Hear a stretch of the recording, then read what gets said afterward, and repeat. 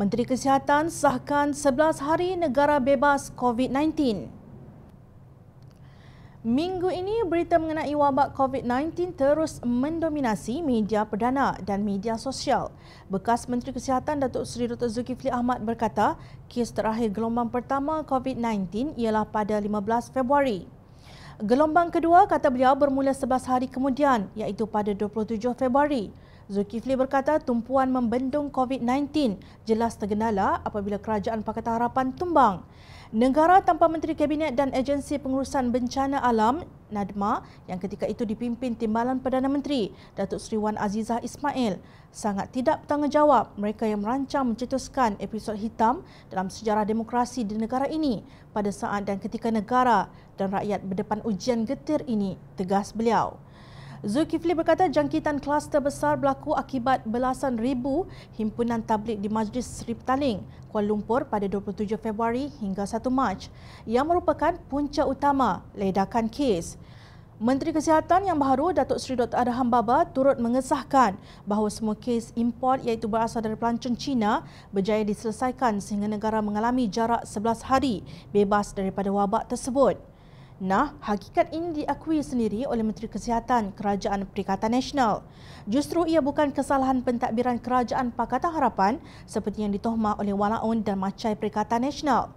Untuk rekod, Dr. Tedros Adhanom, Ketua Pengarah Pertubuhan Kesihatan Sedunia WHO, ketika itu mengiktiraf usaha Malaysia dalam mengurus jangkitan wabak COVID-19 ini. Malah, media melaporkan pada 4 Februari, Kementerian Dalam Negeri KDN ketika itu menegaskan tiada keperluan menyekat 100% warga negara Cina daripada memasuki negara ini.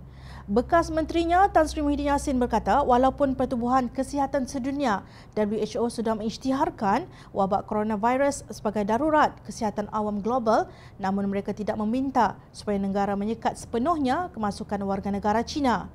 Namun, dalam keadaan yang pada awalnya terkawal itu telah diambil kesempatan oleh Datuk Seri Azmin Ali dan gerombolannya untuk melakukan langkah syaratan pada 24 Februari 2020. Azmin mendakwa langkah syaratan itu dibuat dengan cara mereka mengambil risiko untuk kepentingan rakyat seperti yang dilapor di Star Online pada 16 Mac 2020. Kenyataan Azmin itu jelas menunjukkan beliau menyedari perbuatannya yang mengambil kesempatan ketika Kerajaan Pakatan Harapan sedang bertungkus lumus menangani wabak COVID-19. Namun, alasan Azmin itu dikecam oleh bekas Setiausaha Akhbar Menteri Kesihatan. Sejujur mana kamu apabila berkata langkah syaratan dibuat untuk kepentingan rakyat dan negara? Soal Ismail dalam tulisannya melalui Facebook.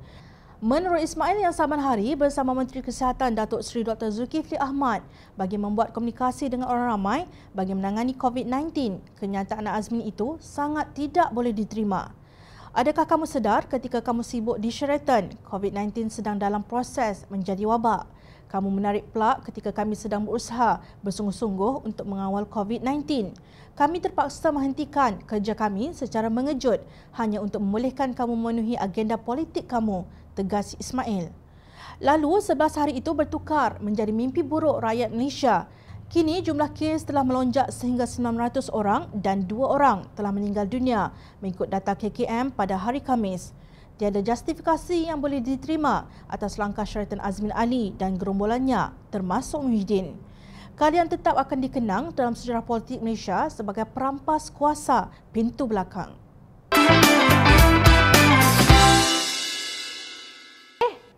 Hai!